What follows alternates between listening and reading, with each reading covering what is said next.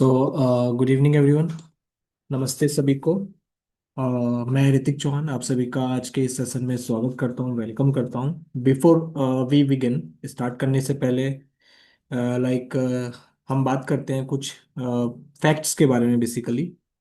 जैसे कि हम जानते हैं कि इंडिया में आजकल जनरली डायबिटीज़ काफ़ी कॉमन है। Like diabetes capital of the world एक तरीके से कहा जाता है, और डायबिटीज़ इंडिया में लाइक काफ़ी कॉमन है।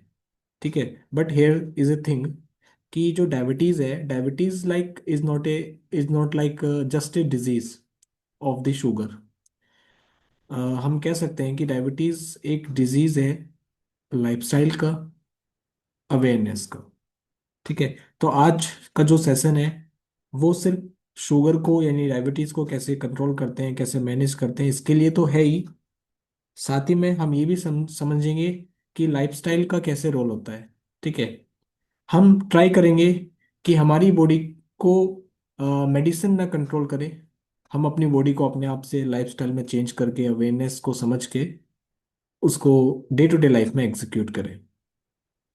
ठीक है। तो उसके बारे में हम लोग बात करेंगे। जैसे कि आप सभी लोग जानते हैं, I am my name is Hrithik Chauhan and I am a nutritionist and a dietitian as well as a acupressure therapist and the healer also.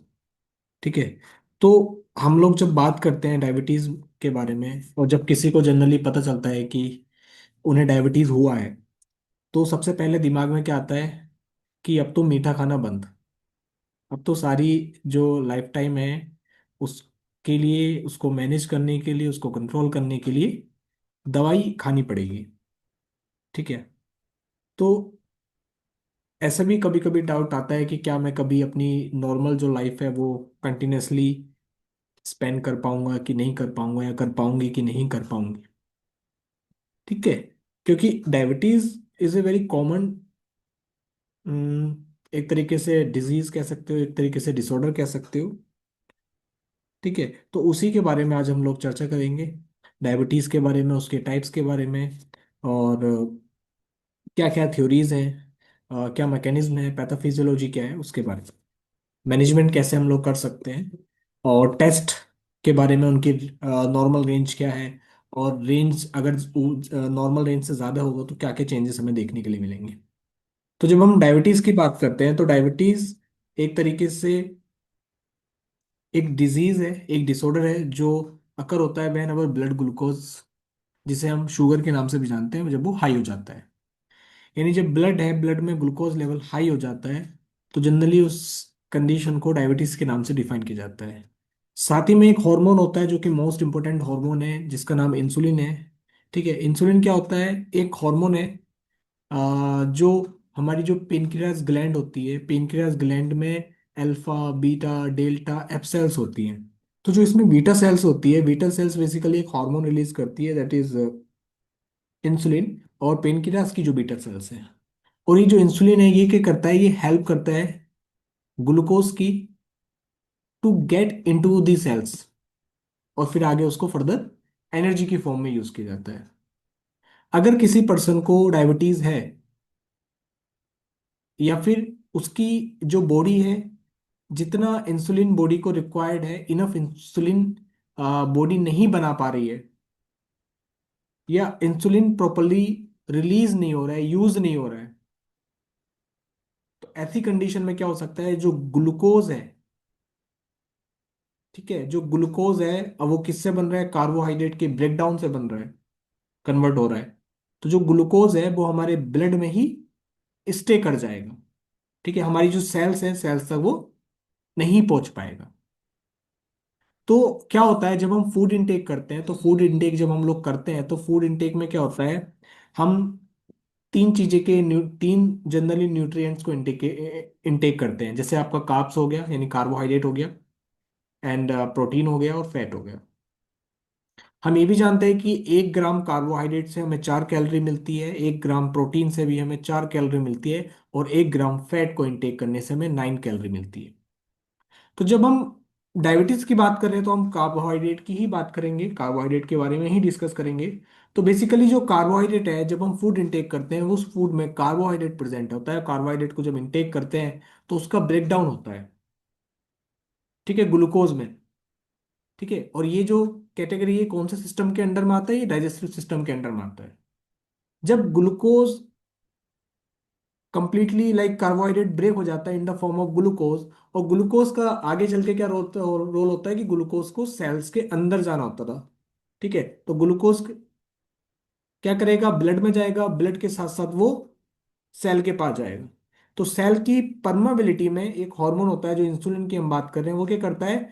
Cell के पास जाता है, सेल के रिसेप्टर्स पे जाता है, सेल मेम्ब्रेन पे जाता है, वहां पर इंसुलिन रिसेप्टर्स होते हैं, उनके एक तरीके से गेट को ओपन कर देता है जिससे कि ब्लड में जो ग्लूकोज लेवल है वो सेल के अंदर एंटर कर जाता है। ठीक है, और आगे चल के फिर वो ब्लड से टिश्यू और सेल्स में एनर्जी की फॉर्म में यूज किया जाता है। तो जो फूड है, यहाँ पर कुछ टर्म्स हमें समझनी होगी कि ग्लूकोज का यूटिलाइजेशन कैसे होता है। जो फूड है, फूड यानी कार्बोहाइड्रेट, गट में एंटर करता है। तो जब गट में वो एंटर करता है तो दो मैकेनिज्म होती है, एक तो होता है ग्लाइकोजिनेलिसिस और एक होता है ग्लाइकोनियोजेनेसिस। ठीक है, जिस भी वर्ल्ड के लास्ट में सिस लग जाता है, ठीक है, जेनेसिस हो जाता है या सिस लगता है, तो एक तरीके से किसी न किसी चीज का कहीं ना कहीं फॉर्मेशन हो रहा है, सिंथेसिस हो रहा है। ठीक है, तो ग्लाइकोजिनेलिसिस का मतलब क्या होता है? Break down of glycogen in liver, जो कि लीवर में स्टोर होता है।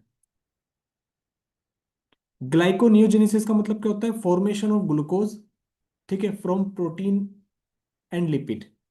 तो देखिए हमने क्या पढ़ा था? हमने पढ़ा था कि कार्बोहाइड्रेट हम इंटेक कर रहे हैं, कार्बोहाइड्रेट आपका ग्लूकोज की फॉर्म में कन्वर्ट होता है। एक तो ये हो गया, लेकिन एक प्रोसेस और होता है जिसको ग्लाइकोनियोजेनेसिस बोलते हैं। इसमें क्या होता है? अगर हमारी बॉडी में कार्बोहाइड्रेट प्रेजेंट नहीं है तो जो प्रोटीन और जो फैट हम इंटेक कर रहे हैं, उस प्रोटीन और उस फैट से भी ग्लूकोज का फॉर्मेशन किया जा सकता है।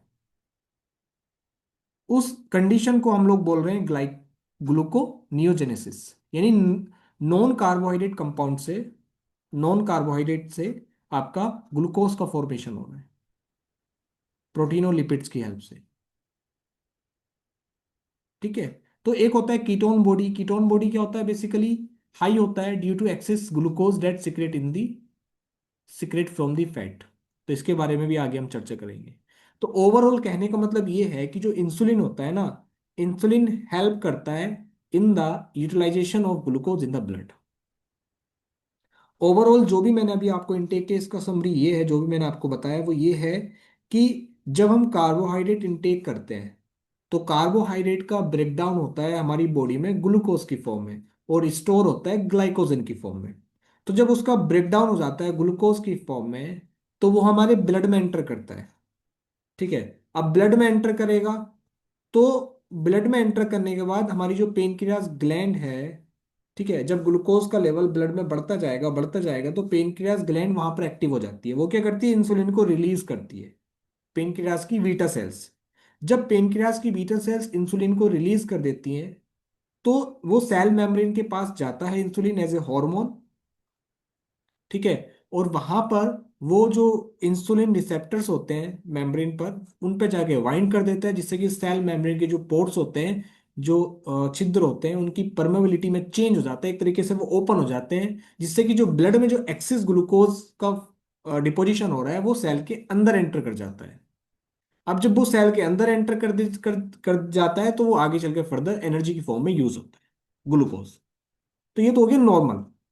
अब डायबिटीज में क्या हो रहा है कि इंसुलिन रिलीज नहीं हो रहा है, या इंसुलिन कम रिलीज हो रहा है, इंसुलिन का सिक्रेशन सही से यूज नहीं हो रहा है। तो हम कार्बोहाइड्रेट तो इनटेक कर रहे हैं, ठीक है, वो ब्लड में भी जा रहा है, लेकिन वो ब्लड में डिपॉजिट होता जा रहा है क्योंकि इंसुलिन रिलीज नहीं हो रहा है। जब इंसुलिन रिलीज नहीं हो रहा है तो सेल की परमेबिलिटी, सेल मेम्ब्रेन पर जो इंसुलिन रिसेप्टर्स हैं उनके पास इंसुलिन नहीं पहुंच पा रहा है, तो सेल की परमेबिलिटी में चेंज नहीं हो रहा है। और जब सेल की परमेबिलिटी में चेंज नहीं हो रहा है तो सेल के पोर्स नहीं ओपन हो पा रहे हैं जिससे कि ब्लड में जो ग्लूकोज है वो सेल के अंदर एंटर नहीं कर पा रहा है, तो एनर्जी का फॉर्मेशन भी नहीं हो पा रहा है। तो वो ब्लड में, तो इसे बोलते हैं ना डायबिटीज मतलब access glucose level in the blood. ठीक है, तो बेसिकली हमें इतना अभी समझना था। आई होप क्लियर हो गया होगा।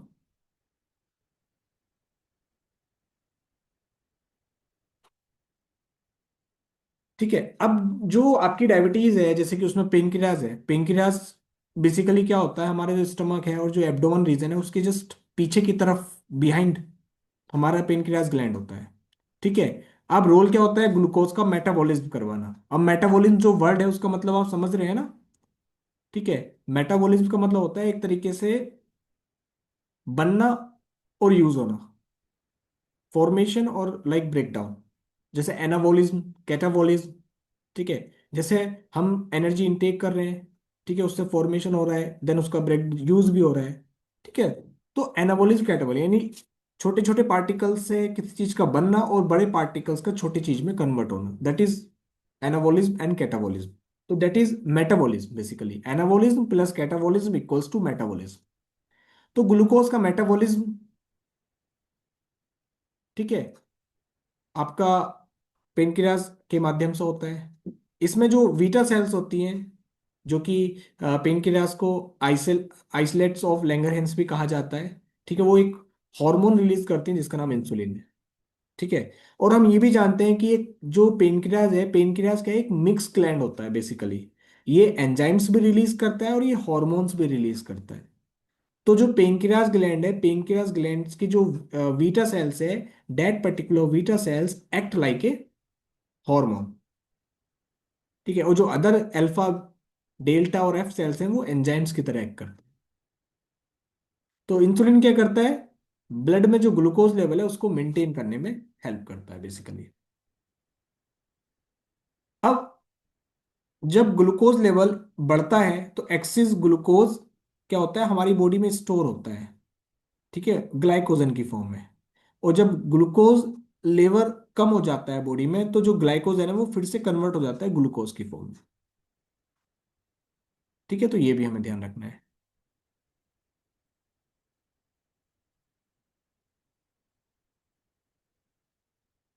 अब यहाँ पर आप देख सकते हैं कि chronic hyperglycaemia, reduce insulin secretion, disturb metabolism of carbs, fat and protein, ये सारे कोज बताए गए हैं जो लीड कर सकते हैं आपके डायबिटीज को। ठीक है, अगर पेनक्रियास ग्लैंड आपका इंसुलिन नहीं प्रोड्यूस कर पा रही है, जिससे कि लाइक कोई बीटा सेल है पेनक्रियास को, उसके फंक्शन में कोई गड़बड़ी हो गई है, वो फंक्शन सही से परफॉर्म नहीं कर पा रहा, तो इंसुलिन रिलीज नहीं हो रहा, इंसुलिन रिलीज नहीं हो रहा, तो सेल की परमेबिलिटी में चेंज नहीं होगा, सेल की परमेबिलिटी में चेंज नहीं होगा तो डायबिटीज हो जाएगा। या फिर हमारी जो बॉडी है, बॉडी इंसुलिन को इफेक्टिवली यूज नहीं कर पा रही है, that is called insulin resistance. ठीक है, तो ये भी एक डायबिटीज का कारण बताया जाता है जनरली। ठीक है, अब जो मेजर साइन और सिम्टम्स होते हैं वो तीन होते हैं जनरली डायबिटीज में। दैट इज 3P, जिसको बोलते हैं 3P का मतलब होता है, एग्जाम में भी आता है, करस्पॉन्डेंस कोर्स में भी आता है, 3P कौन कौन से होते हैं। तो एक होता है पोलीयूरिया। पोलीयूरिया का मतलब है फ्रीक्वेंट यूरिनेशन, बार बार यूरिन की सेंसेशन होना, बार बार यूरिन पास आउट करने के लिए जाना। दूसरा साइन होता है पोलिडिप्सिया, मतलब एक्सेस थर्स्ट लगना, बहुत ज्यादा प्यास लगना। तीसरा होता है पोलीफेजिया, मतलब बहुत ज्यादा भूख लगना। ठीक है, तो डायबिटीज क्या है, कहीं ना कहीं एक तरीके का मेटाबॉलिक डिसऑर्डर है, और मेटाबॉलिज्म अगर गड़बड़ होता है तो हमारे जो एपेटाइट है उसमें भी चेंजेस देखने के लिए मिलता है। जो हमारे हार्मोन है जो एपेटाइट को रेगुलेट करते हैं, जैसे घर्लिन हार्मोन हो गया, लेप्टिन हार्मोन हो गया, कहीं ना कहीं इसमें भी चेंज मिलता है आपको।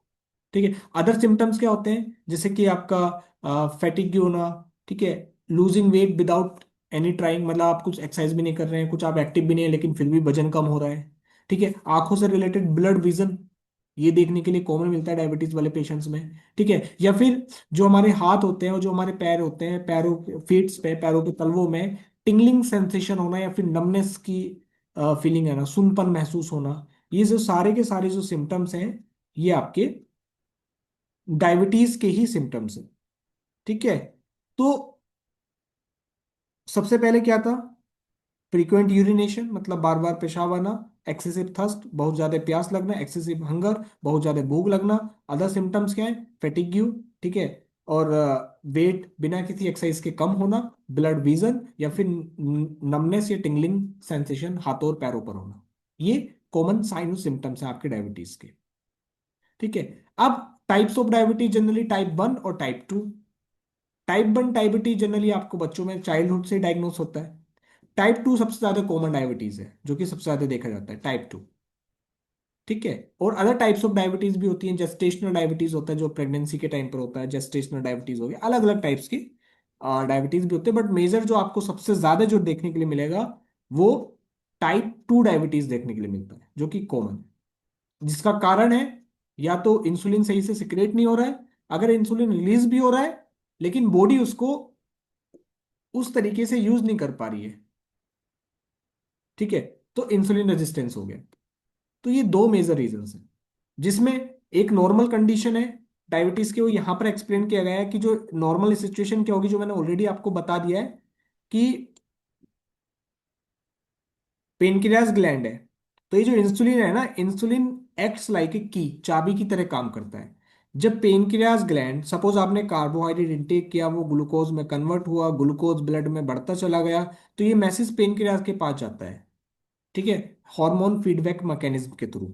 ठीक है। पेनक्रियास क्या करेगा, इंसुलिन को रिलीज कर देगा, जो कि चाबी की तरह काम करेगा। अब इंसुलिन कहाँ जाएगा, सेल के पास जाएगा, सेल मेम्ब्रेन के पास, जहां पर इंसुलिन रिसेप्टर्स होते हैं। वहां पर जाकर इंसुलिन ये बाइंड करेगा, जिससे कि जो सेल है, सेल मेम्ब्रेन की जो पोर्स हैं वो खुल जाएंगे, एक तरीके से गेट ओपन हो जाएगा, जिससे कि जो ब्लड में जो ग्लूकोज लेवल ज्यादा हो गया है वो सेल के अंदर एंटर हो जाएगा। ये तो होगी नॉर्मल फिजियोलॉजी। लेकिन टाइप 2 डायबिटीज में क्या हो रहा है कि जो पेनक्रियाज है, ठीक है, या तो वो इंसुलिन रिलीज ही नहीं कर पा रहा है due to malfunctioning of beta cell. अगर रिलीज भी कर पा रहा है तो सेल तक इंसुलिन पहुंच नहीं पा रहा है, इंसुलिन रेजिस्टेंस। ठीक है। अब जब सेल तक इंसुलिन नहीं पहुंच पा रहा है, उसको नहीं इंसुलिन मिल पा रहा है, तो सेल की मेम्ब्रेन पर जो रिसेप्टर्स हैं जो इंसुलिन के साथ बाइंड करते हैं, उन तक नहीं पहुंच पा रहा है, तो सेल की परमेबिलिटी में कोई चेंज नहीं होता, गेट नहीं खुल पाता है, जिससे कि जो ब्लड में ही जो ग्लूकोज लेवल है वो बढ़ता चला जाता है। ऐसे में क्या करते हैं लोग, बाहर से इंसुलिन भी लेते हैं। ठीक है। इंसुलिन की डोजेस चल रही है, इंसुलिन की टैबलेट्स चल रही हैं। ठीक है। ऐसे में क्या होता है, एक बार ले रहे हैं, 2 बार ले रहे हैं, इवन हफ्ते में डोजेस ली जा रही हैं। ठीक है। तो वो क्या करते हैं, वो वही रोल प्ले करते हैं जो हमारा नेचुरल इंसुलिन रोल प्ले करता है। ठीक है। अब ऐसे में अगर आप बाहर से ले रहे हैं इंसुलिन, ठीक है, तो वो आएगा, सेल मेम्ब्रेन के पास जाएगा, बाइंड करेगा, गेट ओपन कर देगा, ब्लड में जो ग्लूकोज लेवल है उसको सेल के अंदर एंटर कर देगा, चल भेज देगा। ठीक है। अब यहाँ पर क्या होगा, जो थोड़ा बहुत इंसुलिन हमारी बॉडी नेचुरल तरीके से रिलीज भी कर रही थी ना कहीं वो भी बंद हो जाएगा। ये भी कुछ पेशेंट्स में देखने के लिए मिलता है। अब जब बीटा सेल्स का डिस्ट्रक्शन हो जाता है, जब बीटा सेल्स के फंक्शन में कोई गड़बड़ी हो जाती है, तो इंसुलिन डिफिशियंसी हो जाती है। उससे रिलेटेड मल्टीपल सिम्टम्स आपको देखने के लिए मिल सकते हैं, जैसे कि अब नॉर्मल थर्स्ट हो गया, सूखा सूखा माउथ लगे, ड्राई माउथ है, ऐसे में हम देते हैं ना स्टमक हीट, डायबिटीज वाले पेशेंट को भी हम स्टमक हीट देते हैं। ठीक है, चाइनीज एक्यूप्रेशर में। तो अचानक से वेट लूज हो गया, ठीक है, और वेट लूज हो गया, फ्रीक्वेंट यूरिनेशन, बार बार यूरिन के लिए जाना पड़ रहा है, बेड वेटिंग यानी बिस्तर पे ही यूरिन लीक हो जा रहा है। ठीक है। एनर्जी की कमी लग रही है। एनर्जी की कमी क्यों लग रही है, क्योंकि एनर्जी बनी नहीं पा रही है उस तरीके की जिस लेवल की चाहिए बॉडी को, रिक्वायर्ड है। ठीक है। फैटिग फील हो रहा है, आंखों में ब्लड विजन, कभी कभी डायबिटीज वाले जो पेशेंट होते हैं ना, उनको दिखना बंद हो जाता है अचानक से, कुछ देर के लिए, कुछ घंटों के लिए। और जैसे ग्लूकोज लेवल नॉर्मल होता है, वो भी नॉर्मल हो जाते हैं। ठीक है। कभी आने वाली क्लासेस में हम हाइपोग्लाइसीमिया के बारे में बात करेंगे, यानी ग्लू हाइपरग्लाइसीमिया तो है, उसके अलावा एक हाइपोग्लाइसीमिया भी होता है, जिसमें इंस्टेंट ग्लूकोज की रिक्वायरमेंट पड़ती है, हाइपोग्लाइसीमिया। उसके बारे में मैं कल, जब भी नेक्स्ट क्लास करेंगे, उसमें मैं कनेक्ट करूंगा आपसे। तो कांस्टेंट हंगर, बार बार भूख लगती है, ब्लड विजन होता है, तो ये सारे सिम्टम्स हमें देखने के लिए मिलते हैं। ऐसे काफी सारे रिस्क फैक्टर्स हैं। ठीक है। जैसे एज हो गया, मोर देन ये इक्वल्स टू 40 ईयर्स के आसपास, ये कॉमन है। ठीक है। या फिर कोई रिलेटिव्स हैं जो फैमिली में डायबिटीज का हिस्ट्री रहा है। ठीक है। और या फिर जेस्टेशनल डायबिटीज, या मल्टीपल रीजंस, ये नॉन मॉडिफाई है, जिनको मॉडिफाई नहीं किया जा सकता। एज को आप चेंज नहीं कर सकते, फैमिली हिस्ट्री को आप चेंज नहीं कर सकते। ठीक है। तो ये नॉन मॉडिफाइड रिस्क फैक्टर्स है जो डायबिटीज के चांसेस को इनहेंस करते हैं बेसिकली। ठीक है। अब मॉडिफाइड क्या होते हैं, ऐसे कुछ और भी रिस्क फैक्टर, जैसे कि डाइटरी फैक्टर्स होते हैं। अगर आप अच्छा खाना इंटेक करेंगे, ठीक है। तो इसको लाइफस्टाइल को चेंज करके, ठीक है, डाइट्स को चेंज करके आप कहीं ना कहीं मॉडिफाई कर सकते हैं, डायबिटीज से बच सकते हैं। ठीक है। एब्डोमिनल ओबिसिटी को, वजन को कम करके, ओवरवेट है तो उसको अपना जो ओवरवेट है, ओवरवेट क्या होता है, यानी ओबीज की भी कैटेगरी होती है ना, क्लास 1 क्लास 2 इस तरीके से, ओबीज 1 ओबीज 2 ओबीज 3 इस तरीके से। वो किसके बेसिस पे होती है? बीएमआई के बेसिस पे, बॉडी मास इंडेक्स के बेसिस पर। ठीक है। और बॉडी मास बेसिकली क्या होता है? Height into metres, centimetres, weight into KG, height square and weight into KG, उसकी आप बीएमआई किसी भी तरह कैलकुलेट कर सकते हैं, एक फॉर्मूला होता है। ठीक है। तो बेसिकली वो भी कहीं ना कहीं मेटाबॉलिक रेट को रिप्रेजेंट करता है। तो जो एब्डोमिनल ओबेसिटी है, ओवरवेट है, तो वेट को मैनेज करना भी बहुत ज्यादा जरूरी है। अगर आप ओवरवेट रहेंगे तो जितना बड़ा पेट उतनी ज्यादा बीमारियों का घर उसके लिए बन जाता है, बेसिकली जनरली अगर हम बात करें, तो वेट मैनेजमेंट भी जरूरी है। ठीक है। तो वेट मैनेजमेंट में क्या होता है, बेसिकली टारगेट यही किया जाता है कि जो रूट कोज हीलिंग है, अगर आप वेट को, सस्टेनेबल वेट को लूज करना चाहते हैं, सस्टेनेबल वेट से मतलब समझ रहे हैं ना, हेल्दी वेट जो होता है, जो कि 2 kg पर मंथ होता है जनरली, अगर आप उसको लूज करना चाहते हैं तो आपने अपने मेटाबॉलिक हेल्थ को ट्रीट करना ही करना होगा। जैसे कि एज ए, अगर मैं डाइटिशियन, अगर मैं एज ए एक्यूप्रेशर थेरेपिस्ट बात करता हूँ, तो अगर कोई बीमारी है या ओवर वेट है या वेट है, तो सिर्फ मैं उसकी एक्सरसाइज और उसकी क्या बोलते हैं, डाइट पर फोकस नहीं करूंगा, मैं उसके एंटायर लाइफ स्टाइल पर फोकस करूंगा। एंटायर लाइफ स्टाइल का मतलब क्या होता है? बेसिकली डाइट भी आ जाता है, एक्सरसाइज भी आ जाता है, मेटाबॉलिज्म भी आ जाता है, डाइजेशन भी आ जाता है और स्लीप भी आ जाता है। ये जो diet, exercise number 2, number 3 metabolism, number 4 digestion, number 5 sleep, ये 5 जो हैं, ये वेट मैनेजमेंट के पिलर्स हैं बेसिकली। इन पर फोकस करना जरूरी है अगर आपने वेट कम करना है तो। ठीक है। और diabetes is the metabolic disorder, हम जानते हैं, thyroid is the hormonal metabolic disorder, both are.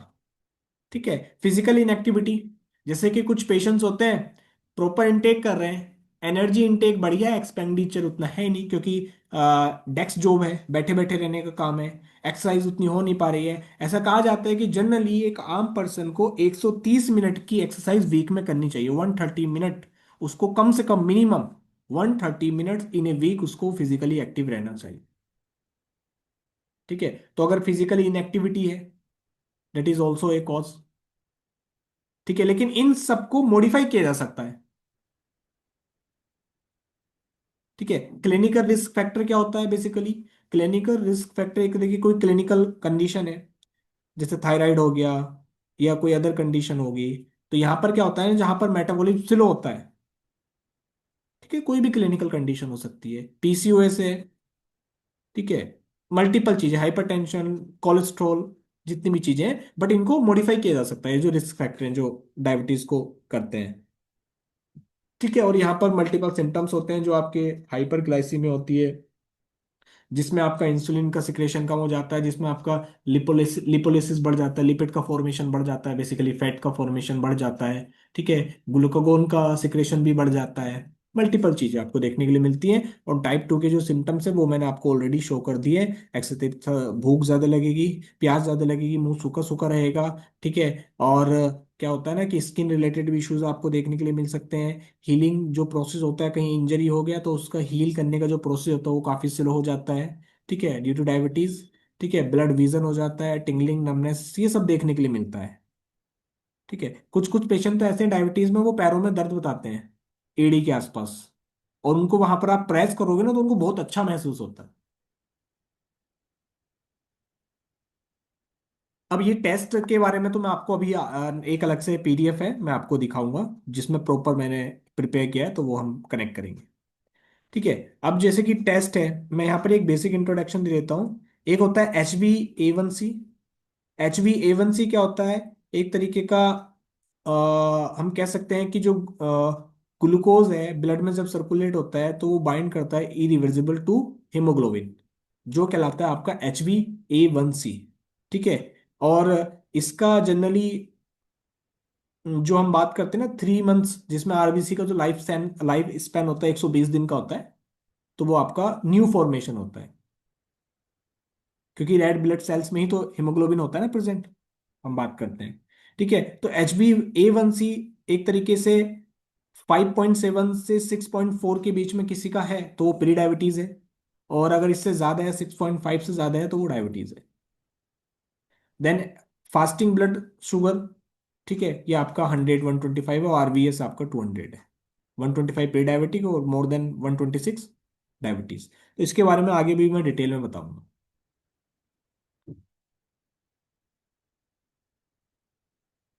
ठीक है, अब HbA1c का जो टेस्ट होता है, no fasting required, no smoking, no tobacco, exercise, continue regular medications. ठीक है। RBS यानी रैंडम ब्लड शुगर, उसमें भी कोई फास्टिंग रिक्वायर्ड नहीं होती है। एक होता है फास्टिंग ओवरनाइट, 8 आवर फास्टिंग होती है इसमें।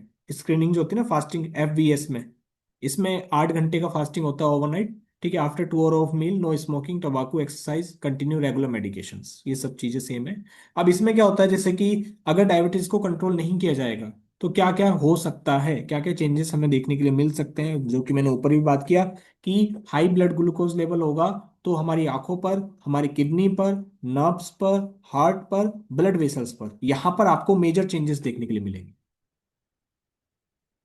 अगर डायबिटीज कंट्रोल में नहीं होगा।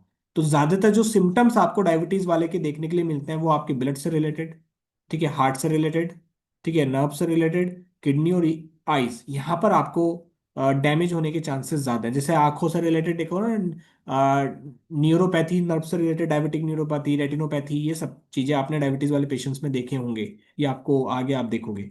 ठीक है, किडनी, क्रोनिक किडनी डिजीज, ठीक है, अगर हाइपरटेंशन है तो क्रोनिक किडनी डिजीज के CKD के चांसेस बढ़ जाते हैं।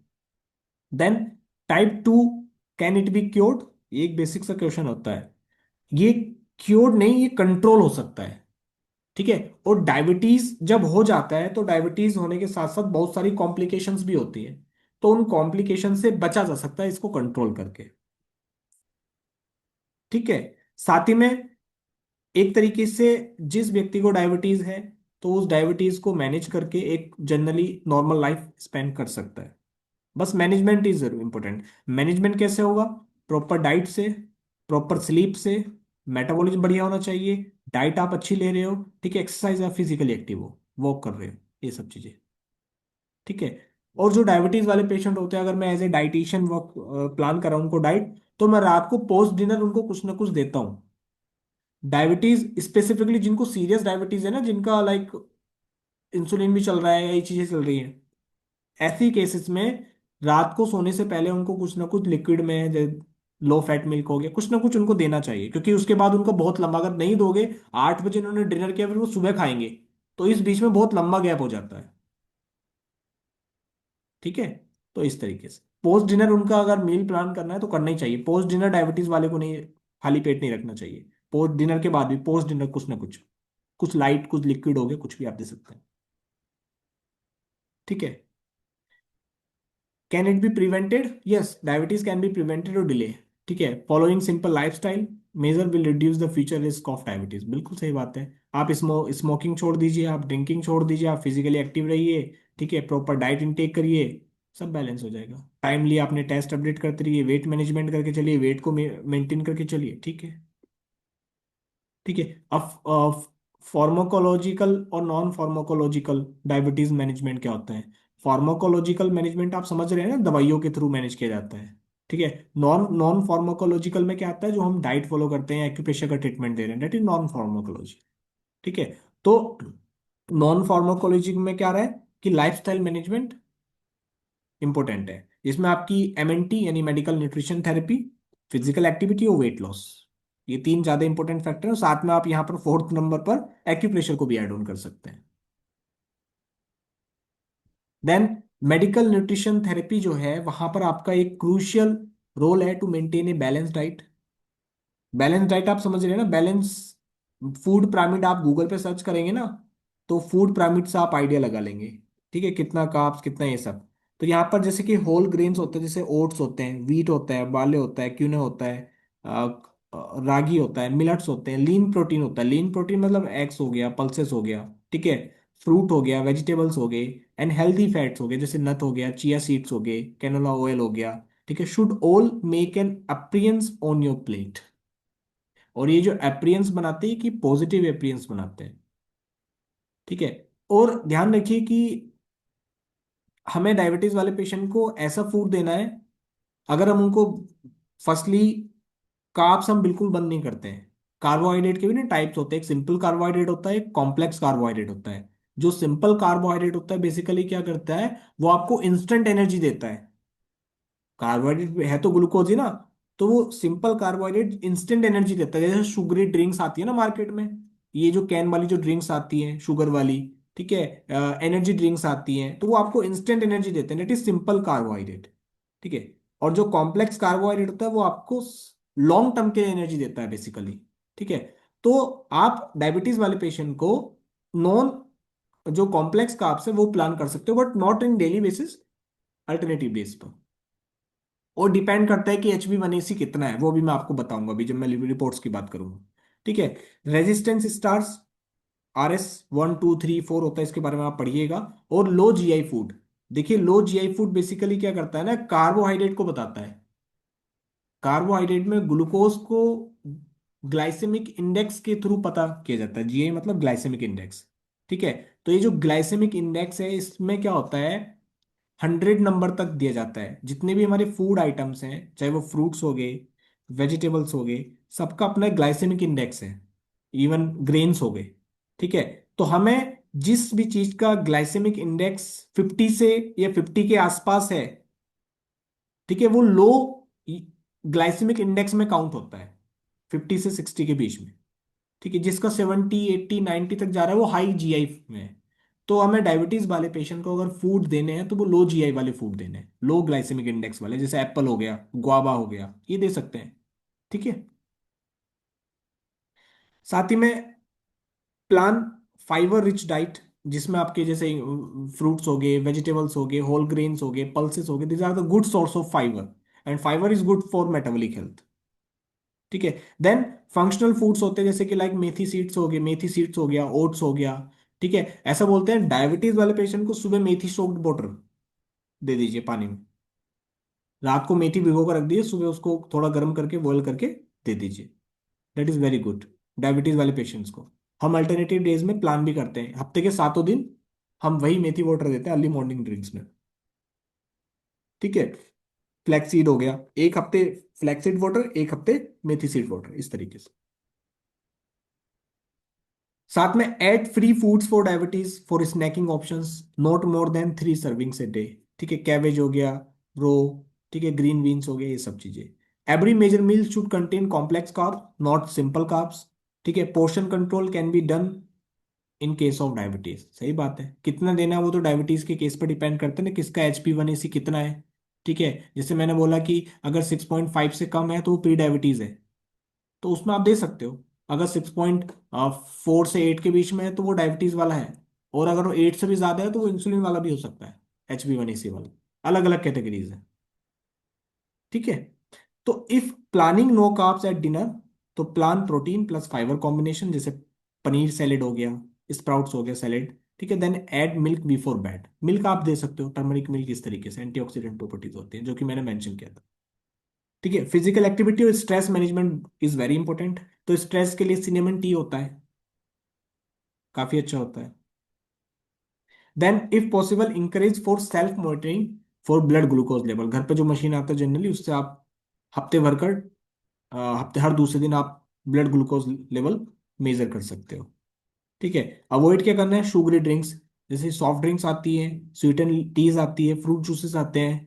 ठीक है। Basically these are the simple carbohydrate, तो ये अवॉइड करना। प्रोसेस फूड, जैसे कि कैन फूड आता है, बिस्किट्स आते हैं, पेस्ट्रीज आती है, नूडल्स आते हैं, पैकेज वाला जो फूड आता है, ये सब अवॉइड करना होता है। ठीक है। हाई फैट फूड, जैसे कि फ्राइड फूड होता है, ठीक है, बेक्ड फूड होता है, प्रोसेस स्नैक्स होते हैं मार्केट में मिलते हैं, ठीक है, हल्दीराम के किसी भी ब्रांड के, तो वो आप अवॉइड करना है। तो यहाँ पर जो मैं ग्लाइसेमिक इंडेक्स की बता रहा था, जीआई क्या है, एक स्केल है जो रैंक करता है कार्बोहाइड्रेट को on scale from 0 to 100, based on how rapidly they raise blood sugar level after eating. तो बेसिकली अगर जैसे आपने कोई हाई जीआई वाला फूड इंटेक कर लिया, तो वो जैसे आप इंटेक करेंगे तो उसको इंस्टेंटली वो ब्लड ग्लूकोज लेवल को बढ़ा देगा, शुगर लेवल बढ़ा देगा ब्लड में। ठीक है। तो अगर जितना कम जीआई वाला फूड इंटेक करोगे तो उतना ही कम आपका अपटेक होगा शुगर का। तो जो लो जीआई वाले फूड्स होते हैं जैसे कि लेंटिल्स हो गए, होल ग्रेन्स हो गए, ठीक है, ये सब कहीं ना कहीं स्लोली आपके ब्लड शुगर लेवल को बढ़ाते हैं। अब ग्लाइसेमिक इंडेक्स रेंज की जाती है 0 से 100 के बीच में, ठीक है। अब glucose having the highest glycaemic index that is 100, ठीक है। On the screen you can see the list of various food with their glycaemic index. तो यहाँ पर मैं अभी नीचे दिखाऊंगा, यहाँ पर आप देख सकते हैं कि 50 और 50 से कम है तो लो जीआई है, 56 और 69 के बीच में है तो मीडियम है, और 70 से ऊपर है तो हायर जीआई है, ठीक है। तो आप उस हिसाब से फूड्स को एक लिस्ट बना सकते हैं डायबिटीज वाले पेशेंट की ना, कि आप टॉप 10 लो जीआई फूड्स इन vegetables, top 10 low GI foods इन fruits forms, top 10 low GI foods इन ग्रेन्स। तो इस टाइप से आप उनको प्लान कर सकते हैं लिस्ट बनाकर, ठीक है। ग्लाइसेमिक लोड होता है, क्वालिटी और क्वांटिटी के बारे में बताता है फूड में। इंसुलिन इंडेक्स होता है, ठीक है, जो आपका इंसुलिन ब्लड में कितना बढ़ रहा है फूड को इनटेक करके, या कोई फूड को इनटेक करते हैं तो कितना इंसुलिन बढ़ता है उसके बारे में बेसिकली ये बताता है इंसुलिन इंडेक्स। तो यहाँ पर ये कुछ है। अब जैसे रागी है, रागी भी अलग अलग तरीके का होता है, लो जीआई वाला भी होता है, ठीक है। ज्वार हो गए, ये सब गुड है, बट कुछ कुछ के ग्लाइसेमिक इंडेक्स बहुत ज्यादा है, डिपेंड करता है किस टाइप का रागी आप इनटेक कर रहे हैं, ठीक है। तो यहाँ पर ये जीआई है, आप इसको गूगल पे एक मैं लिस्ट आपको अलग से शेयर करूंगा, इसको आप प्रेफरेंस ना लें, अलग से मैं शेयर करूंगा तो वो आप ले सकते हो, ठीक है। ये मेडिकल वो है, फार्माकोलॉजिकल अप्रोच। ऐसी बहुत सारी जिससे मेटफॉर्मिन आता है, ठीक है। ये कुछ ड्रग्स नेम्स हैं जो डायबिटीज वाले पेशेंट्स को दिए जाते हैं, ठीक है। ये आगे बढ़ते हैं।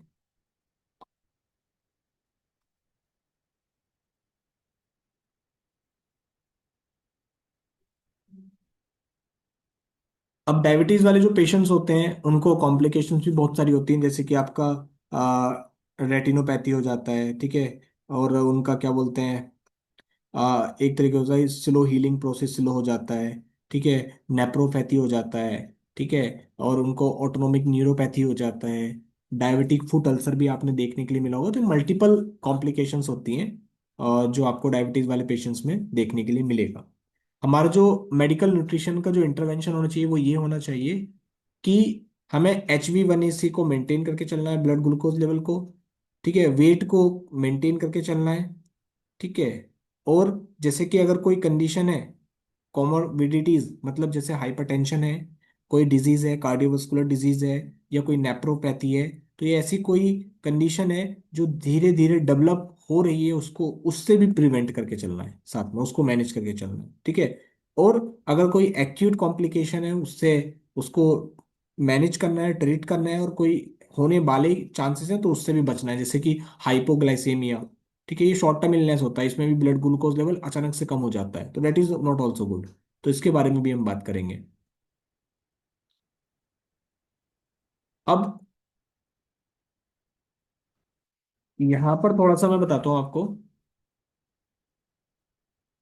ठीक है, कि जो ग्लाइसेमिक इंडेक्स होता है बेसिकली, और या जो लो ग्लाइसेमिक लोड होता है, ठीक है, हमें कार्बोहाइड्रेट सबसे पहले कॉम्प्लेक्स कार्बोहाइड्रेट लिख लीजिए, इसके बारे में आप थोड़ा पढ़िएगा। हमें प्लान करना है कॉम्प्लेक्स कार्बोहाइड्रेट, सिंपल कार्बोहाइड्रेट को अवॉइड करना है। सेकंड, इन टाइप 1 जो इंसुलिन कार्बोहाइड्रेट है, ठीक है, वो should be calculated. In type 2 carbohydrate should be distributed eventually. Portion control important है यहाँ पर कार्बोहाइड्रेट डायबिटीज वाले पेशेंट्स में। अगर आप high range of carbohydrate intake करेंगे, इसका मतलब कहीं ना कहीं वो आपका ट्राइग्लिसराइड भी बढ़ा सकता है, ठीक है। और आप दूसरा, जूस ना लेकर, ठीक है, क्योंकि जूसेस जो होते हैं वो शुगरी होते हैं, तो वो आपको इंस्टेंटली एक तरीके से ग्लूकोज रेज कर सकता है, तो उसको थोड़ा सा अवॉइड करना है। वाटर फ्रूट्स फॉर्म में आप ले सकते हो जिसका जीआई कम है, जैसे एप्पल हो गया, उसका जीआई आप चेक करोगे तो कम होगा। गुआवा का होगा, उसका जीआई कम होगा। तो ये कुछ फूड्स हैं जो आप प्लान कर सकते हो डायबिटीज वाले पेशेंट को। इवन बनाना का भी जीआई कुछ ज्यादा खास नहीं होता, 60 के आसपास होता है आई थिंक, आप चेक करिएगा। दूसरा, HbA1c, इन सब के बारे में मैं आपको बताऊंगा, ठीक है। चलिए बता ही देता हूँ फिर हम आगे बढ़ेंगे। जो HbA1c है और उसके डाइट कॉम्बिनेशन, जैसे कि HbA1c किसी का 8 से ज्यादा है, तो वो मतलब एक तरीके से OHA का मतलब आप समझ रहे हैं ना, OHA यहाँ पर था आई थिंक, ओरल, ऐसी कुछ है OHA की फुल फॉर्म, मेरे माइंड से स्लिप हो गया जस्ट अभी। चलिए मैं आगे आपको बताऊंगा। OHA मतलब ओरल, वो है अप्रोच है, A फॉर अप्रोच है, H ही मिसिंग हो रहा है, ये मैं बताऊंगा आपको। ठीक है, तो OHA एक थेरेपीज होती है। ठीक है, तो यहाँ पर अगर किसी का HbA1c 8 से ज्यादा है, तो वहां पर जैसे रागी, वाटरमेलन, ये ज्वार, ये सब नहीं देना चाहिए, क्योंकि इनका भी ग्लाइसेमिक इंडेक्स कभी ठीक ठाक होता है, हालांकि ये अच्छा माना जाता है, लेकिन अवॉइड करना चाहिए। ये मैंने बोला था ना कि HbA1c पर डिपेंड करता है कि किसका HbA1c कितना है और कैसा है। ठीक है, और HbA1c 8 से कम है, तो हम ये सब प्लान कर सकते हैं 15 दिन में एक बार, 2 बार, 3 बार, इस तरीके से, 2 बार ज्यादा मैक्सिमम। ठीक है, इस तरीके से। मैंगो तो अवॉइड ही करना है, आम वो नहीं लेना चाहिए। Then we can plan 0.6 to 0.7 gram per KG body weight protein. ठीक है, इन CKD 1 to 4। ये देख रहे हैं ना, इस क्रॉनिक किडनी डिजीज की स्टेज भी होती है, stage 1, stage 2, stage 3, stage 4, stage 5। तो 4 तक आप 0.6 to 0.7 gram per KG body weight आप प्रोटीन प्लान कर सकते हो। जनरली 1 ग्राम प्रोटीन, मतलब अगर किसी का 60 किलो वजन का है तो उसको 60 ग्राम प्रोटीन चाहिए बेसिकली, पर ग्राम पर केजी। यहाँ पर आपका पॉइंट में जा रहा है, यहाँ पर कम जा रहा है प्रोटीन भी। ठीक है, क्योंकि किडनी डिजीज है। फर्स्ट थिंग हमें ये रिमाइंड करके चलना है। ठीक है, तो ये है। और यहाँ पर जो GFR, यही जैसे कि अभी एक वर्कशॉप जो मैंने अभी आज ग्रुप में भी शेयर किया था, सो उस वर्कशॉप में हम वही बात करने वाले हैं, यूरिनरी ट्रैक इन्फेक्शन और क्रॉनिक किडनी डिजीज के बारे में, plus management, plus acupressure points, plus reports analysis जो KFT होता है। ठीक है, उसकी रिपोर्ट्स को कैसे पढ़ते हैं हम लोग। ठीक है, उसकी जो वैल्यूज होती हैं वो कम हो रही है तो क्या इंडिकेट कर रही है, ज्यादा हो रही है तो क्या इंडिकेट कर रही है। इसी तरह UTI की यूरिन टेस्ट जो होता है, यूरिन की रिपोर्ट्स को कैसे पढ़ना है, ये 2 रिपोर्ट्स हम उसमें डिस्कस करने वाले हैं। 2 दिन की क्लास है वो, तो ट्राई कीजिएगा आप सभी लोग ज्वाइन करने का ज्यादा से ज्यादा। ठीक है, अब जो माइक्रोन्यूट्रिएंट जैसे पोटेशियम, क्रोमियम, जिंक, के माइक्रोन्यूट्रिएंट्स हैं, ये अब मैं PDF भी आपको शेयर करूंगा तो आप देखिएगा। ठीक है, ये कुछ ज्यादा खास नहीं है, जो मैंने बताना था वो मैंने आपको बता दिया। ठीक है, अब कुछ प्रोटोकॉल्स हैं, वो आप नोट कर लीजिए। ठीक है, फिर मैं रिपोर्ट्स पर भी आपको बताऊंगा, रिपोर्ट्स के बारे में भी आपको लेके चलूंगा। ठीक है, एक्यूप्रेशर में जो कुछ पॉइंट्स हैं, प्लीज ओपन योर कैमरा। सबसे पहला एक पॉइंट है लीवर 2। ठीक है, जैसे किसी को लीवर से रिलेटेड कोई प्रॉब्लम है, ठीक है, साथ में डायबिटीज भी है, तो आप लीवर 2 को जरूर ऐड करिए। और लीवर 2 पर आप येलो वियोल मैग्नेट बेसिकली वो आप अप्लाई कर सकते हो, लीवर 2।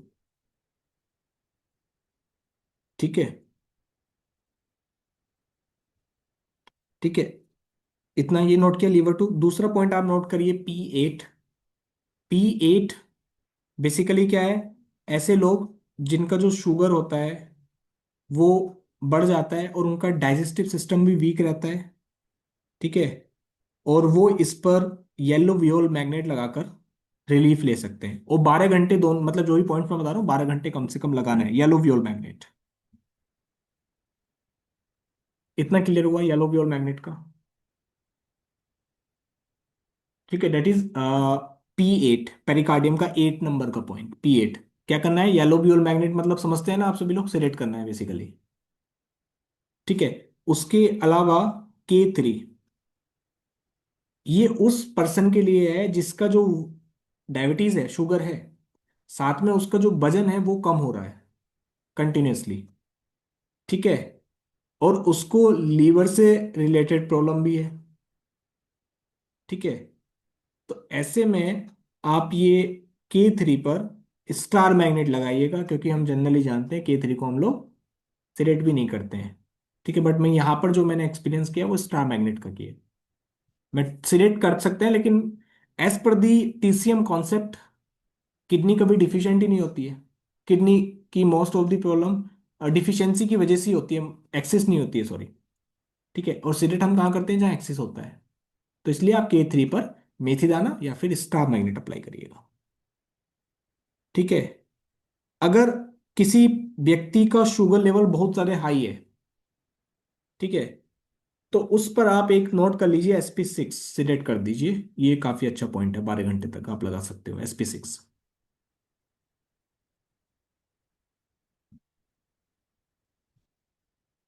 ठीक है। और किसी का अगर नर्वस सिस्टम वीक है शुगर की वजह से, पैर के तलवे में टिंगलिंग जैसी सेंसेशन आ रही है, नमनेस जैसी सेंसेशन आ रही है, ठीक है, जैसा होता है ना कीड़ियां चल रही हैं, कीड़ियां चलती है ना पैरों में, वैसी सेंसेशन आ रही है बॉडी में, तो आप इस ST40 को नोट कर लीजिए। ST40 को आप सिलेक्ट कर सकते हैं, स्टमक 40।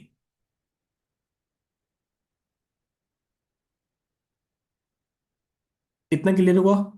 अब जो मैंने 3P आपको साइन और सिम्टम बताए थे, पॉलीडिप्सिया, पॉलीफेजिया, पॉलीयूरिया, ठीक है, तो उसके लिए भी डायबिटीज में ना एक फॉर्मूला होता है। They are 3 types of diabetes: upper diabetes, middle diabetes and lower diabetes.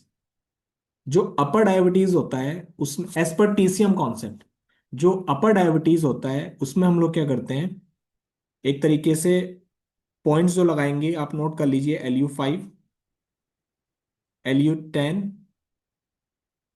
LU11, UV13 and UV17।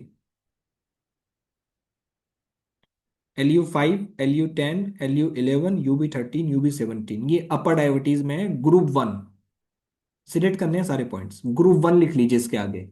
इसी में ग्रुप 2 और नोट कर लीजिए। Group 2 basically H8, UV15, LU9, UV13 select. ये ग्रुप 2 हो गया। मैं फिर से रिपीट कर देता हूं: H8, UV15, UV urinary bladder 15, LU9 और UV13, ये सिलेक्ट। ये ग्रुप 2। अब ऐसे ना आपको चाइनीज एक्यूप्रेशर की ऐसी बहुत सारी बुक्स होती हैं जिसमें ग्रुप 1 और ग्रुप 2 के नाम से प्रोटोकॉल्स होते हैं। तो ग्रुप 1 कब लगाना है, ग्रुप 2 कब लगाना है, तो सिंपल सा है कि पहले आप ग्रुप 1 लगाइए 10 दिन 15 दिन तक। अगर आपको लगता है इस ग्रुप 1 को लगाने से चेंज नहीं मिल रहा है, देन आप ग्रुप 2 पर सजेस्ट कर सकते हो, प्रिफर कर सकते हो।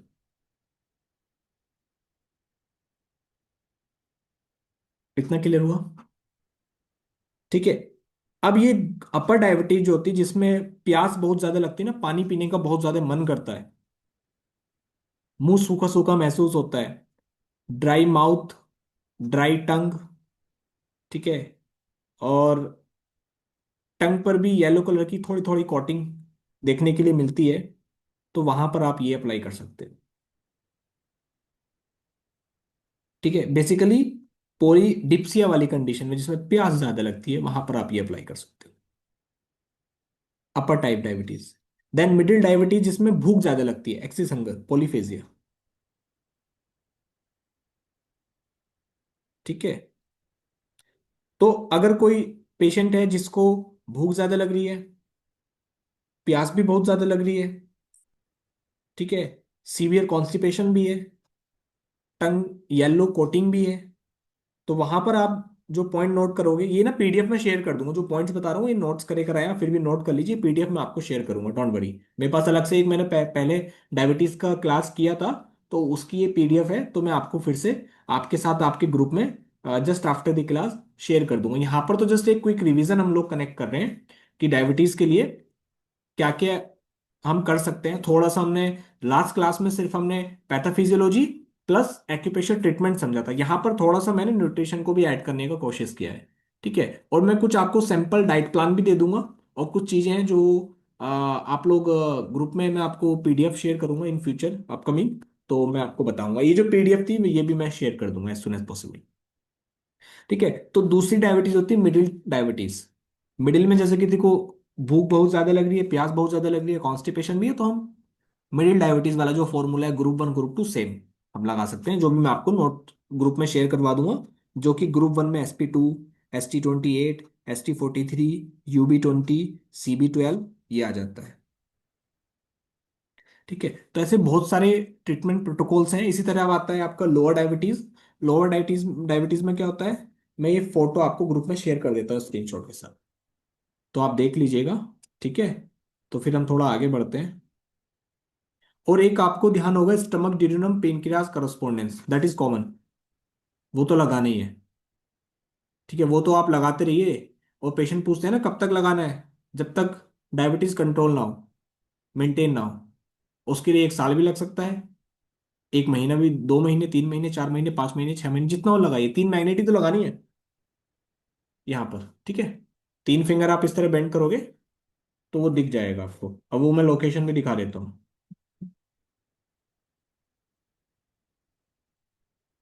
दिस वन स्क्रीन शेयर हो रहा है ना, ये वाला, लेफ्ट पाम पर, स्टमक ड्यूडेनम पेनक्रियास करस्पोंडेंट चक्रा मैग्नेट सिलेशन, ये तो आप लगाइए।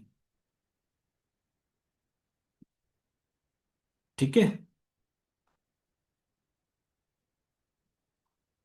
ये है। और साथ में एक होता है स्टमक हीट। कोई पेशेंट है, एक्चुअली हमारे पास कुछ ऐसे 3 4 पेशेंट थे जो हमने देखे हैं। उनको एक तो क्रोनिक एसिडिटी का इश्यू था, वो डायबिटीज भी थे, उनको प्यास बहुत ज्यादा लगती थी, और लंबे समय से उनकी मेडिकेशन चल रही थी किसी न किसी चीज की। तो बॉडी में कहीं ना कहीं स्टेरॉइड्स के साइड इफेक्ट्स भी थे, और डायबिटीज भी था। तो स्टमक हीट का जो प्रोटोकॉल होता है ना, दैट इज वेरी इंपॉर्टेंट, वो आप ऐड ऑन कर सकते हो। स्टमक हीट का जो प्रोटोकॉल होता है वो ये होता है ना, P6 SP6 CB10 12 13 ST21 ST44 ST45 seated left and right both side बियोल पर। ये प्रोटोकॉल आपको टेटाई 7 में, स्टमक वाले चैप्टर में, एक फ्लो चार्ट यानी रेक्टेंगल में लिखा हुआ है विद सिम्टम। ठीक है, ये बहुत ज्यादा इंपॉर्टेंट है। जब मैं कैंपस कोर्स कर रहा था तो वहां पर पेशेंट्स देखे जाते थे।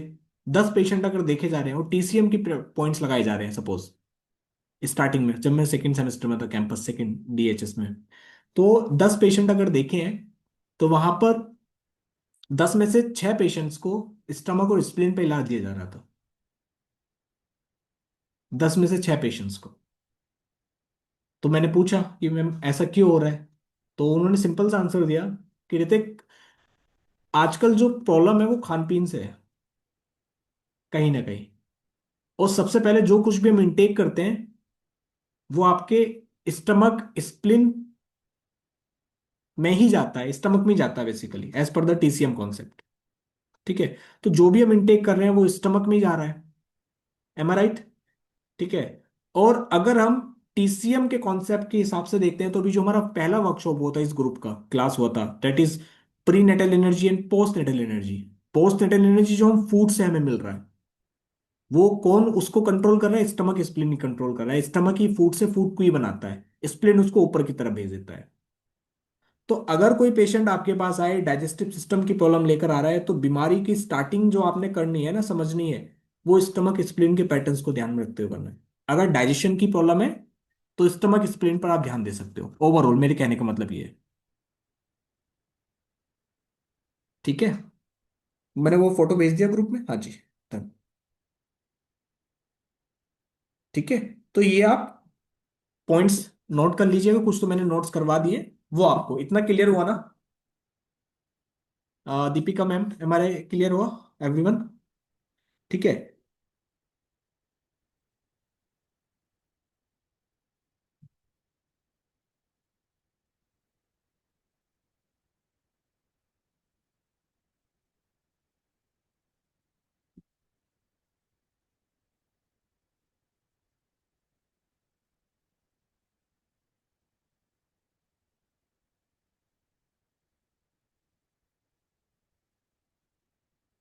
स्क्रीन शेयर हो रहा है आप सभी को?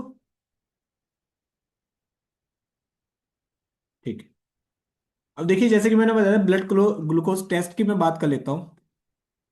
HB1, HbA1c। ठीक है, नॉर्मल रेंज जो होती है वो अराउंड 5.7% के आसपास होती है, ठीक है, उससे कम। ठीक है, प्री डायबिटीज वाली जो होगी वो ये होगी 5.7 से 6.4 अगर किसी का है तो। ठीक है, ये है तो ये प्री डायबिटीज में आएगा। और अगर 6.4% से ज्यादा है तो वो डायबिटीज वाली कंडीशन में काउंट होता है। तो ऐसे में क्या हमें करना चाहिए, सबसे पहले जो कि मैंने मेंशन किया कि हमें लो जीआई वाली डाइट इंटेक करनी है, फाइबर डाइट इंटेक करनी है, ठीक है। कार्ब्स फूड का लिमिटेड इंटेक करना है, कॉम्प्लेक्स कार्ब्स लेने हैं, हेल्दी फैट्स लेने हैं, ठीक है, लीन प्रोटीन लेना है, ये सब चीजें मैंने आपको बता दी है। ठीक है, नींद पर फोकस करना है, स्ट्रेस को मैनेज करके चलना है, एक्सरसाइज लगभग 30 मिनट डेली वॉक करना है, ठीक है, 7 से 8 9 घंटे का नींद होना चाहिए, ठीक है, और हाइड्रेट रखना है अपनी बॉडी को, प्रॉपर वाटर इनटेक भी करना है। ठीक है, फूड हमें होल ग्रेन जैसे कि आपके वीट हो गया, ठीक है, ब्राउन राइस हो गया, ज्वार हो गया, ठीक है, बाजरा रागी, अकॉर्डिंग टू दी कंडीशन, ठीक है, ये सब लेके चलना है। साथ ही में हम लोगों को क्या करना है, आपके जो ये वेजिटेबल्स हैं, ग्रीन लीफी वेजिटेबल, जैसे आपका वोटल हो गया, लौकी, करेला, तुरई, ये सब चीजें हम साथ में लेकर चल सकते हैं, ओवरऑल कहने का मतलब ये है। ठीक है, तो ये तो हो गया HB1AC। ठीक है, तो ये HB1AC अगर किसी का, इतना ध्यान रखना है, प्री डायबिटीज, डायबिटीज और नॉर्मल क्या रेंज होती है, तो HB1AC के हिसाब से हम डिसाइड कर सकते हैं। अगर किसी का 5.7 से 6.4 के बीच में है तो वो प्री डायबिटीज है, ठीक है, इस हिसाब से। Then HbA1c that is below 5, ये नॉर्मल होता है। ठीक है, और काफी सारी टीज हैं, फेनोग्रिक सीड्स हैं, जो आपके कहीं ना कहीं फेनोग्रिक सीड्स, जो कि अगर आप उसको ओवरनाइट सोक करके रख दोगे, सुबह पानी के साथ इंटेक कर लोगे, दैट इज वेरी गुड। ये आपके ग्लूकोज को, शुगर को स्टेबलाइज करने में हेल्प करता है। साथ ही में टर्मरिक हो गया, जैसे टर्मरिक जो कि हल्दी होता है, एंटी इन्फ्लामेटरी प्रॉपर्टीज होती हैं। ठीक है, ग्रीन टी होता है, हर्बल टीज होता है, अगर आपको चाहिए तो इनकी ग्रीन टी और हर्बल टीज की मैं रेसिपी आपको, नेचुरल आप कैसे हर्बल टी बना सकते हो, वो हर्बल लाइफ वाला नहीं, ठीक है, हर्बल टी में उसकी बात नहीं कर रहा हूँ मैं, नेचुरल हर्बल टी होती है, उसकी रेसिपी मैं आपको शेयर कर दूंगा। ठीक है, तो आप मुझे कनेक्ट कर सकते हो। देन मैं ग्रुप में ही शेयर कर दूंगा कुछ रेसिपीज, ठीक है, तो आप उसको यूज कर सकते हो। और रेसिपी बेसिकली क्या होता है ना, आप अर्ली मॉर्निंग जो मैंने 7 to 8 मील पैटर्न्स आपको प्रीवियस क्लासेस में बताया था, वो आप कंटिन्यू कर सकते हो। देन आपका consume natural sugar when needs, ठीक है, नेचुरल शुगर मैंने आपको बताया जिसका जीआई लो है।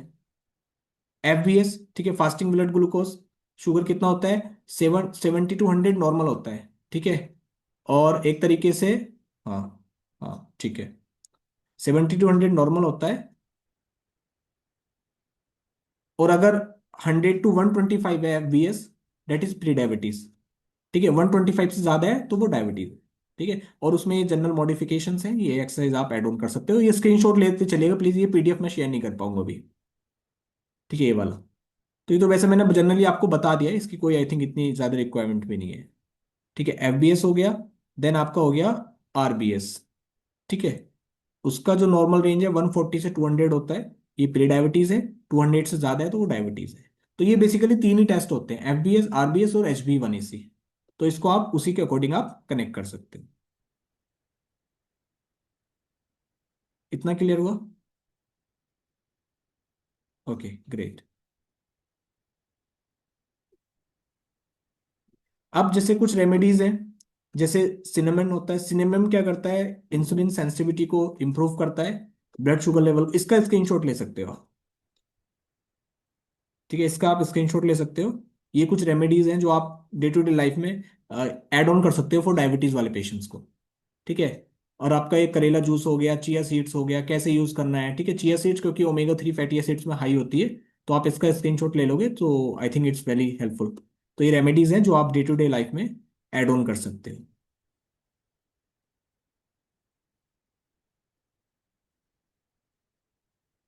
ठीक है, ले लिया स्क्रीनशॉट? चलिए, क्लियर हुआ ना? एक सेकेंड, चैट में कितनी कुछ है। हाँ जी, यस भार्गवी मैम, ओरल जो OHA था ना, जो थेरेपीज के था वो OHA, ठीक है, वो बेसिकली ओरल हाइपोग्लाइसेमिक एजेंट्स होते हैं।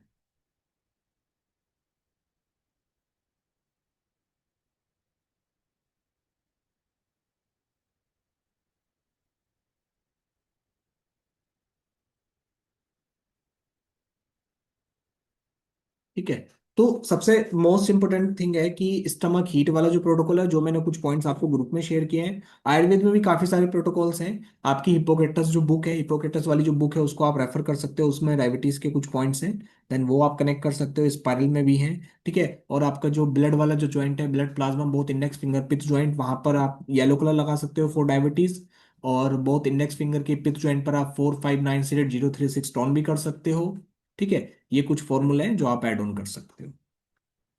ठीक है। और साथ ही में क्या होता है ना, डायबिटीज को अगर मैनेज करना, जितने भी ये मेटाबॉलिक डिसऑर्डर हैं, तो इनके लिए ना हमारा जो ट्रीटमेंट फॉर्म है, जो मैंने ऑलरेडी ग्रुप में शेयर किया हुआ है, तो उसको कंप्लीटली फिल करना बहुत ज़्यादा ज़रूरी है। ठीक है। तो वो अगर आप फिल करके आप मेरे से भी कनेक्ट कर सकते हो, और ग्रुप में भी शेयर कर सकते हो, तो अगर मेरे को पर्सनली भेज सकते हो, देन उसी के अकॉर्डिंग हम कनेक्ट कर सकते हैं। तो आप सभी के माइक ऑन है।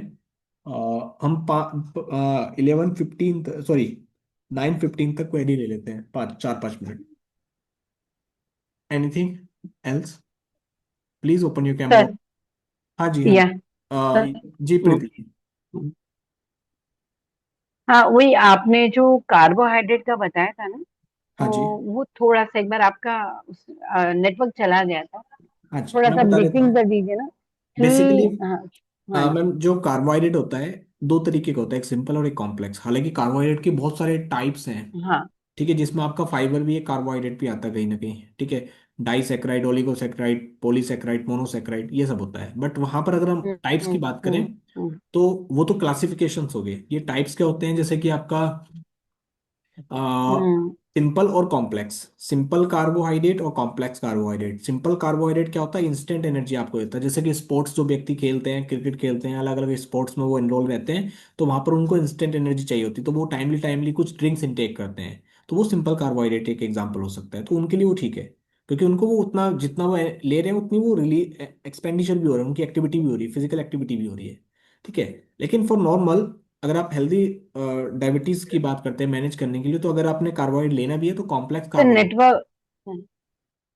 कॉम्प्लेक्स कार्बोहाइड्रेट, ठीक है। तो वो आप ले सकते हैं, तो उसी के हिसाब से मैनेज हो सकता है।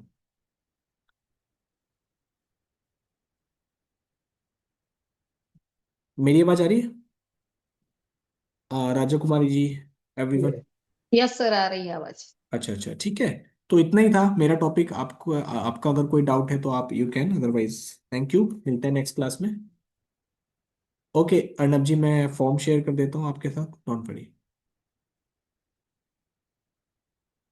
ठीक है। और हमारा जो वर्कशॉप है, that is based on chronic kidney disease, CKD। So जो क्रॉनिक किडनी डिजीज है, उसमें हम UTI, urinary tract infection plus CKD के बारे में कनेक्ट करेंगे, डिस्कस करेंगे, diet plus treatment protocols and reports analysis. तो वो मैं आपको PDF वगैरह, उसके नोट्स वगैरह मैं आपको शेयर करूंगा, so you can join that workshop also as soon as possible. Maybe हमारा date, I think next Saturday Sunday वाला डेट है, मैंने ग्रुप में शेयर किया है। तो उसी के हिसाब से आप ज्वाइन कर सकते हैं। Yes ma'am. ओबेसिटी हमने बात किया था ना, ओबेसिटी की, डायबिटीज वाले पेशेंट होते हैं, कुछ वेट भी गेन होता है, ओबेसिटी क्लास 1 क्लास 2, तो सम टाइम्स रहता है। तो उसी के अकॉर्डिंग हमें बेसिकली क्या होता है ना, एब्डोमिनल ओबेसिटी ज़्यादातर देखी जाती है उसमें। तो वही है, तो साथ में हमें वेट मैनेजमेंट लेकर तो चलना ही है। बट कभी कभी ये बॉडी टू बॉडी डिपेंड करता है। जैसे मोस्टली मोस्टली पेशेंट पूछते हैं ना कि अगर हम वेट मैनेजमेंट की बात करते हैं, तो उसमें पूछते हैं कि हमारा वजन कितना कम कर दोगे आप, 1 महीने में, 2 महीने में कितना कम हो जाएगा। ठीक है। अब ऐसा हम एक स्पेसिफिक नंबर नहीं बता सकते, क्योंकि ये ना बॉडी टू बॉडी कंपोजिशन पर डिपेंड करता है। आपका बॉडी का मेटाबॉलिज्म अलग है, किसी अदर पर्सन की मेटाबॉलिज्म का अलग, जो बॉडी वेट है वो बॉडी कंपोजिशन अलग है। तो उसके हिसाब से, ठीक है।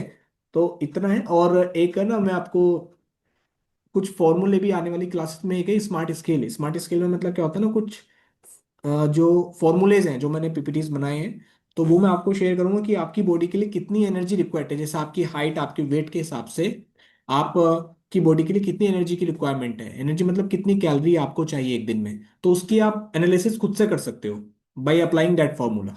ठीक है। तो वो मैं अभी आने वाली क्लासेस में, जैसे आपका, आपकी बॉडी में कितना फैट है, कितना प्रोटीन है, ठीक है, उसके हिसाब से भी फॉर्मूले होते हैं बेसिकली कैलकुलेशंस के। तो वो मैं आपको बताऊंगा आने वाली क्लासेस में, तो देन उससे आपको आइडिया लग जाएगा कि कितना फैट है, कितना प्रोटीन, वो सारी ये चीज़। कौन से ग्रुप में सर, सॉरी सर, कौन से ग्रुप में है आपका ये सब पीडीएफ्स? मैम एक आप मुझे व्हाट्सएप पे टेक्स्ट कर दीजिए, then I will add you. I think ये हमारे डाइट प्लस एक्यूप्रेशर एक व्हाट्सएप ग्रुप है जो मैंने रिसेंटली क्रिएट किया था। सो उसमें मैं आपको ऐड ऑन तो कर दूंगा। आपका नंबर प्लीज कोई मैं अभी शेयर कर देते हैं, कोई चैट में शेयर कर, मैं ही कर देता हूँ, एक सेकेंड। 9368507510। सर तो ये सेमिस्टर 1 है, उसके ग्रुप में भी आएगा ये? हाँ हाँ, आप तो मैम उषा जी, आप दोनों ग्रुप में एडेड हो, तो किसी में भी आए तो आई थिंक आपको मिल जाएगा। Okay okay okay. ठीक थैंक यू सर। है। मैम मैंने नंबर शेयर कर दिया आपका। Thank you, thank you. Thank you sir. Okay, so anything else? You belong to which place sir? Ma'am I belongs to Dhampur district Bijnor, that is Uttar Pradesh. And you can search on YouTube also GSM acupressure, so you can find out our lots of videos there. So there are many videos of acupressure on our YouTube channel, that is GSM acupressure. Basically, I am the co-founder of GSM acupressure. What is GCM full form? GSM acupressure, it is a treatment and training centers based on the acupressure treatment, ma'am. GSM. So this is from Allahabad. GSM acupressure is an affiliated treatment and training center from Allahabad. Yes, you can say affiliated center. Thank sir Yes, Usha ji. Treatment के according पूछ सकती हूँ कुछ? हाँ जी, हाँ जी, मैं एक second हाँ, रिकॉर्डिंग मैंने ऑफ कर आपको देता हूँ।